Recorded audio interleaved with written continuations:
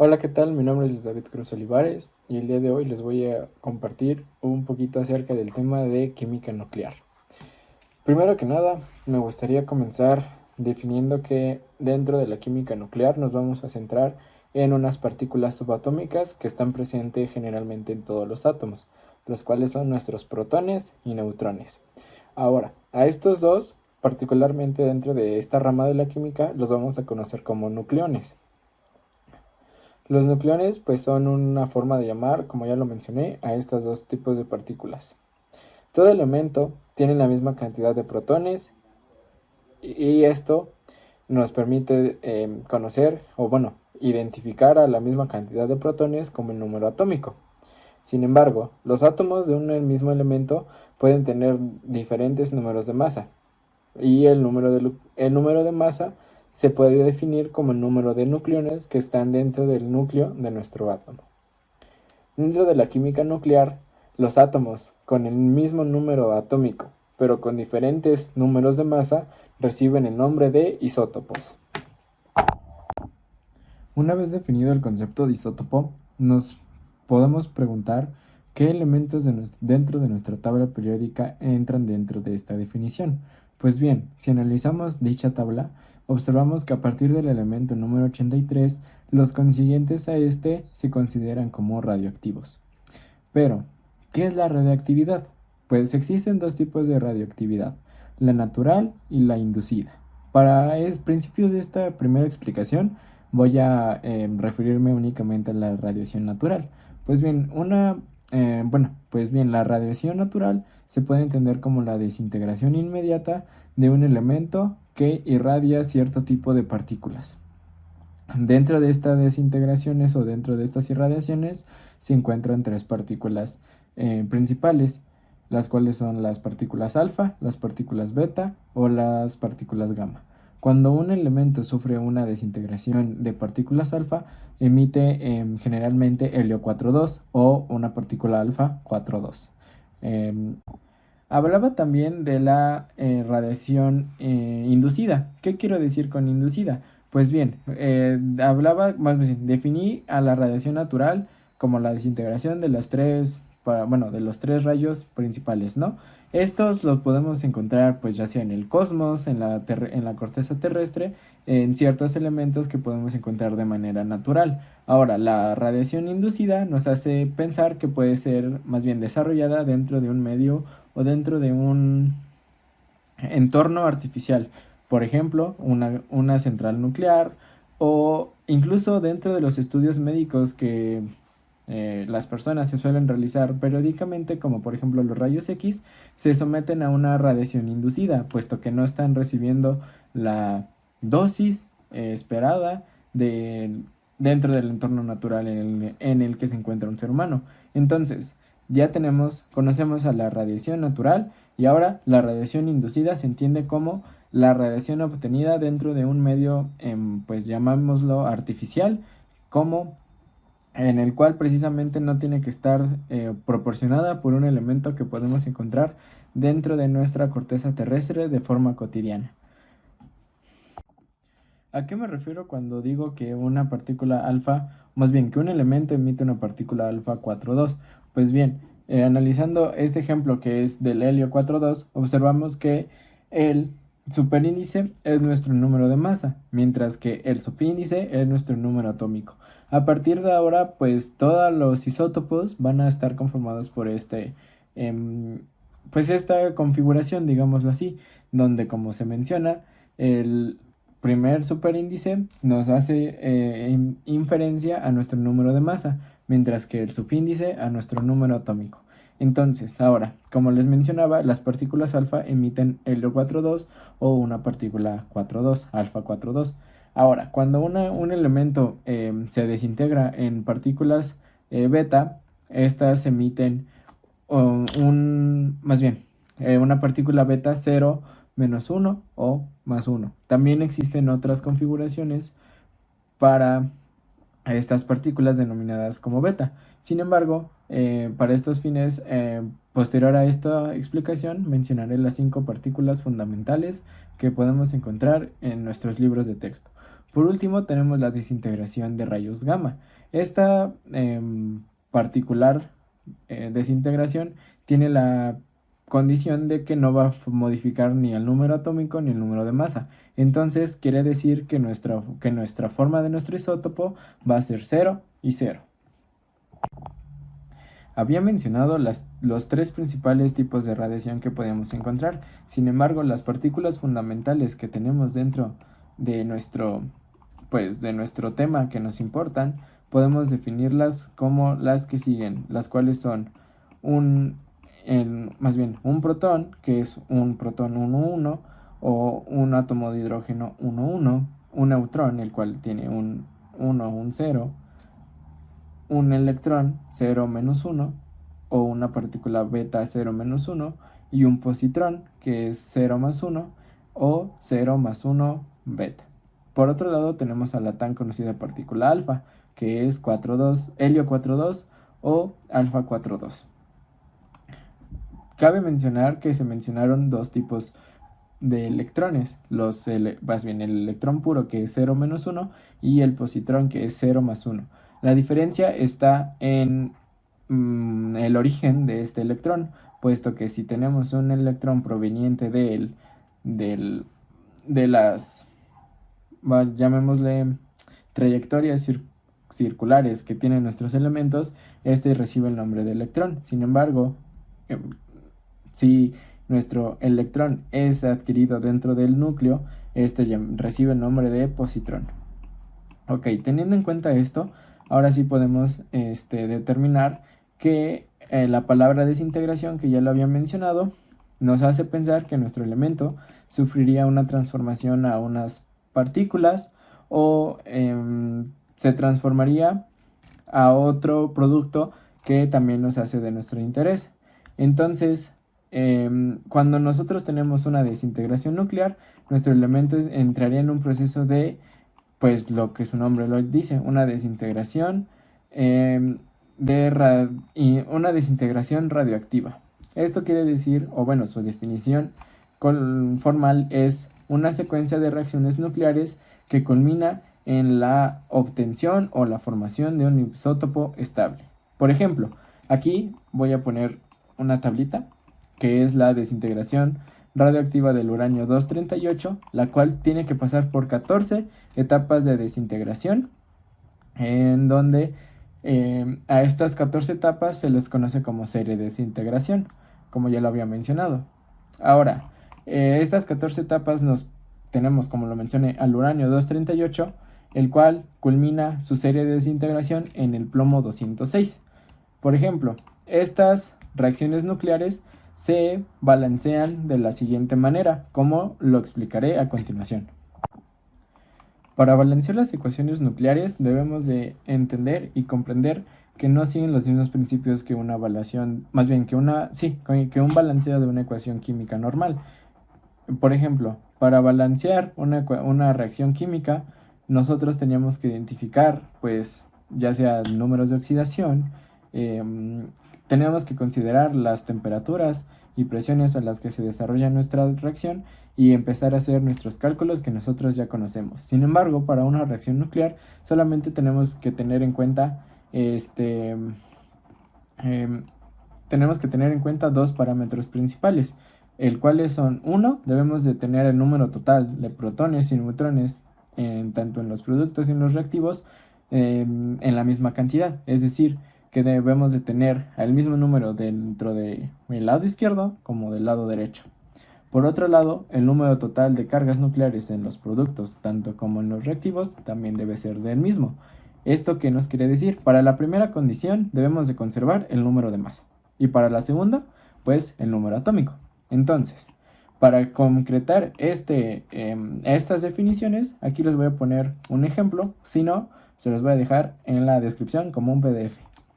Bueno, teniendo en cuenta que se balancean simplemente jugando con los números tanto de masa como atómicos, podemos identificar que los pasos para balancear una ecuación pues nuclear están dados en función a las especies que tengamos en nuestra reacción, como era de esperarse. Entonces, pues para concluir, es, si nosotros tenemos una reacción química donde conozcamos los números de masas de una especie y nos piden calcular, más bien, nos piden calcular la partícula que se fue emitida dentro de esa reacción dándonos la especie resultante, pues simplemente tendremos que hacer un juego de sumas y restas para determinar, como ya lo había mencionado en las dos condiciones, para conservar más bien el número de masa y para conservar el número atómico. Una vez balanceada nuestra ecuación química nuclear, nos encontramos que entraríamos o tenemos la siguiente especie dentro de la cadena de desintegración.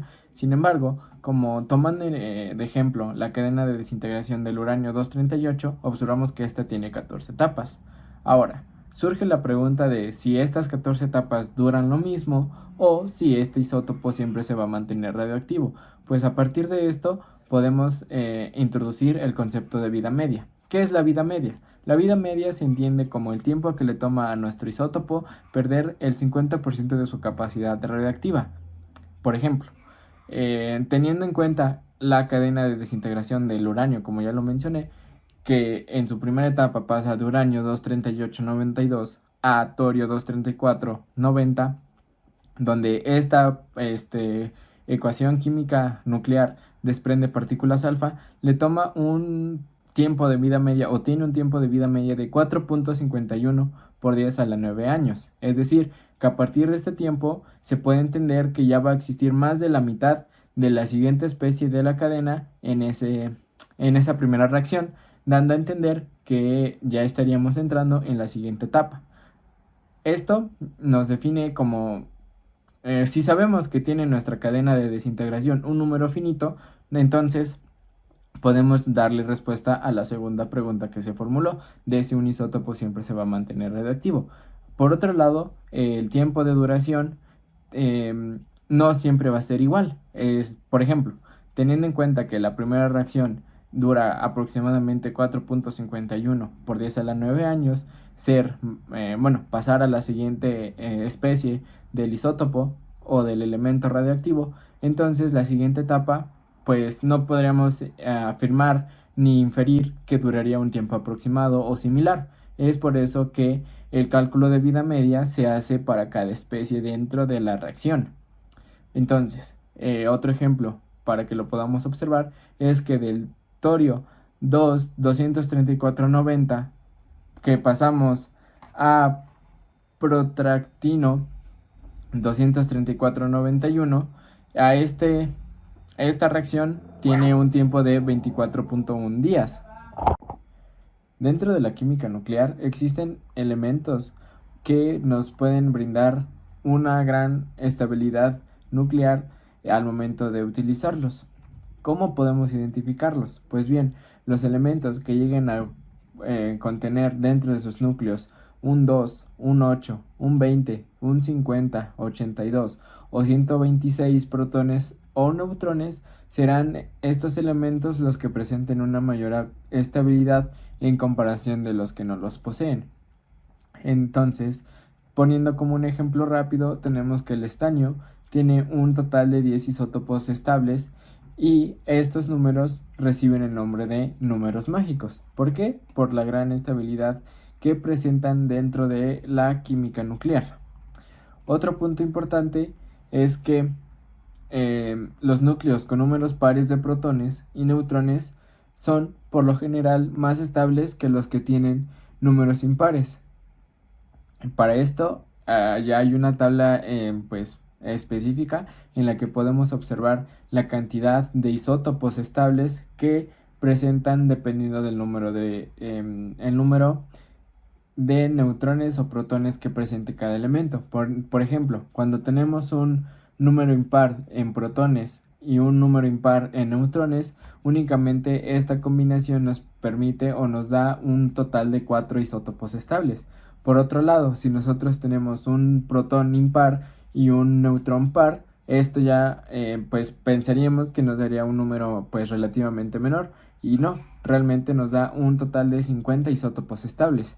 Sin embargo, si nosotros seguimos permutando o haciendo todas las combinaciones posibles, tenemos que si tenemos un número par de protones y un número impar de neutrones, Ahora simplemente se nos aumenta a 3, bueno, a 53 isótopos estables, 3 más que la combinación anterior. Y en este caso, en el último caso posible, que es par en ambos casos, tanto en neutrones como en protones, nos da la mayor cantidad de isótopos estables de toda nuestra, pues de todas las combinaciones de elementos, que en este caso nos da un total de 164 isótopos estables. Ahora, todos los isótopos, como ya lo habíamos mencionado dentro de la definición para identificar los elementos radiactivos, tenemos que todos los isótopos mayores de número atómico mayores a 83 son radioactivos. Y pues dentro de estas, una vez conociendo como las reglas que nos pueden determinar la radioactividad, tanto estabilidad y como los posibles isótopos que pueden ser estables para una combinación de especies, tenemos lo que se le conoce como faja de estabilidad. Pues bien, la faja de estabilidad es... La banda de estabilidad recibe este nombre debido a que es un gráfico en donde nosotros podemos observar a todas las posibles combinaciones de isótopos con una mayor estabilidad nuclear. Esta gráfica está conformada en sus ejes por en el eje Y se encuentran los números de neutrones y en el eje X los números de protones. Si nosotros comparásemos el producto de la división de estos dos ejes, es donde podemos nosotros graficar lo que se le denomina como la banda de estabilidad. Para los elementos que tengan, más bien para los isótopos que estén por encima de la barra de estabilidad, se puede entender que tienen una relación de neutrones y protones mayor a los que están dentro de la banda. Y para los que están por debajo de ella, pues obviamente es inferior para los que están dentro de la banda. Ahora, existe por así llamarlo, un subgrupo dentro de este gráfico, el cual es para los isótopos que tienen una relación de 1, es decir, que el producto de la división es 1 de sus neutrones y protones. Entonces, esto nos permite tener una idea de que los isótopos estables se van a encontrar dentro de la denominada banda de estabilidad, como ya lo había mencionado. Y para nosotros poder acercar a un isótopo que no esté dentro de la banda, lo que nosotros podemos hacer, que es pues de manera más sencilla, es agregarle partículas beta. Las dos últimas aplicaciones que se le pueden adjudicar a la química nuclear reciben el nombre de fisión y fusión nuclear. Se entiende como fisión nuclear cuando nosotros tenemos un núcleo de un elemento pesado, un elemento, o más bien un núcleo pesado, se entiende que es un núcleo el cual tiene un número de masa mayor a 200. La fisión busca crear núcleos más pequeños de masa intermedia y uno que otro neutrón para poder así durante este proceso liberar grandes cantidades de energía. Es por esto que la fisión se puede entender como su nombre lo indica, el partir un elemento o un núcleo muy pesado en unas subpartículas de masas intermedias, que esto nos libera una gran cantidad de energía, donde podemos ver claramente una interacción de fisión. Pues bien, nosotros sabemos que a lo largo de la historia hubo accidentes o bueno, durante las guerras hubieron sucesos en las que se basaron de bombas nucleares. Las bombas nucleares se basan en el principio de fisión nuclear, donde obviamente un elemento que es el precursor dentro de nuestra bomba atómica, pues se parte, generando una reacción en cadena, y estas reacciones, como ya lo mencioné, liberan una gran cantidad de energía que al momento de colisionar, pues detona en la ya conocida bomba atómica. Se mencionaba al inicio de esta explicación que también se encontraba la fusión. La fusión nuclear, a diferencia de la fisión, es más bien, es como la adición o la suma, entre comillas, de el núcleos de una menor masa para formar un núcleo de masa más grande. Y a diferencia de la fisión, esta fusión está exenta en gran parte de del problema asociado con la disposición de los desechos. Ahora, esto no quiere decir que la fusión sea la mejor alternativa para producir energía nuclear, debido a que las principales preocupaciones al momento de escoger la reacción, la cual se va a llevar a cabo, más bien, la cual llevará a cabo la fusión, es escoger la temperatura para la cual se van a llevar a cabo estas reacciones. ¿Por qué? Porque, como sabemos, las reacciones nucleares tienden a generar grandes cantidades de energía. Si nosotros suministramos más energía en forma de calor a nuestro sistema, pues podemos inferir que esto no saldría bien. Y es que se infiere que puede salir mal debido a que a día de hoy no hay un reactor que funcione a base de fusión. ¿Por qué? Porque como se mencionaron, las principales trabas o principales problemas que se pueden presentar es en función de la temperatura que se requiere para llevar a cabo las fusiones. Entonces, los científicos o a día de hoy los reactores modernos no son capaces en cuestión de fallas técnicas de soportar dichas temperaturas debido a la contaminación que se puede generar en términos térmicos, ya que en comparación con la fisión, la fusión tiene un gran potencial de generación de energía debido a que primero, los combustibles que se usan son baratos y casi inagotables. El proceso que genera, más bien el proceso que lleva a cabo la fusión genera pocos desperdicios radioactivos.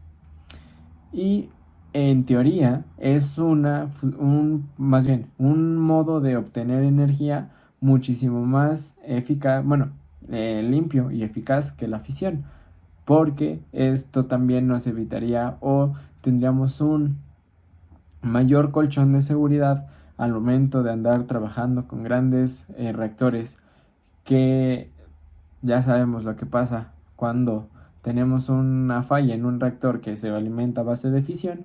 Pues en el caso de que existiese un reactor alimentado por una fusión nuclear, esta simplemente se podría apagar, más bien se puede llegar a apagar e instantáneamente pues toda esa energía se disiparía en términos de calor, haciendo que el peligro o la amenaza de que el núcleo se fundiera pues nunca se llegase a presentar, significando así una medida de seguridad adicional y orgánica a comparación de lo que ya se llega a presenciar en la historia.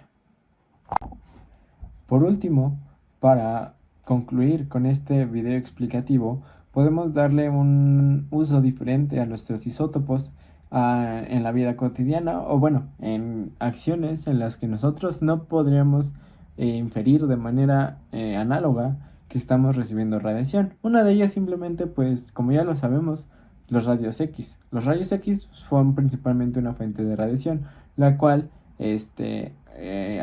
sabemos que la radiación se puede interpretar como algo bioacumulable, es decir, en la que nosotros vamos a almacenar o absorber esa radiación a la que fuimos expuestos, pero la dosis es muy insignificativa, por lo que realmente no representa un riesgo hacia nuestra salud.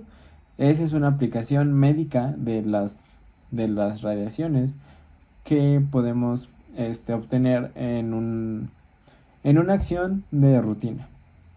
Por otro lado, si nosotros nos enfocamos a los usos que pueden recibir los isótopos, dentro de la medicina tenemos el llamado marcador de isótopos, donde se siente que, o más bien, donde el paciente es inyectado con un isótopo de yodo 131 es inyectado, y pues al momento de que se inyecta, circula alrededor de nuestro cuerpo, y esto nos permite, más bien a los médicos les permite observar las complicaciones o los diferentes datos que les interesa recopilar para su estudio. Por otro lado, también podemos entender que los isótopos están presentes en el estudio de la fotosíntesis. Y como último dato, También podemos identificarlos en, en, en el día a día con la denominada radiación natural, que se obtiene mediante la exposición pues a los rayos que provienen de nuestro espacio, y realmente, como lo hemos mencionado, una dosis pues relativamente moderada no significa un riesgo hacia nuestra salud. En conclusión, puedo mencionar que la química nuclear tiene como principal objetivo el proveer de una gran cantidad de energía, pues en una gran cantidad de energía que nosotros como humanos podremos ser capaces de poder transformar en un aprovechamiento distinto. Sin embargo, las medidas de seguridad tendrían que ser muy rigurosas, como para evitar los accidentes que ya se han visto que pueden suscitarse en las distintas plantas nucleares. También los diferentes procesos que se pueden llevar a cabo para obtener dicha energía dependerán del tipo de reactor que se escoja y de las condiciones también tanto geográficas como económicas de la nación en la que se desarrollen. La química nuclear busca pues principalmente trabajar en pro de la humanidad, aunque realmente a veces eso no se logra apreciar con claridad. Muchas gracias.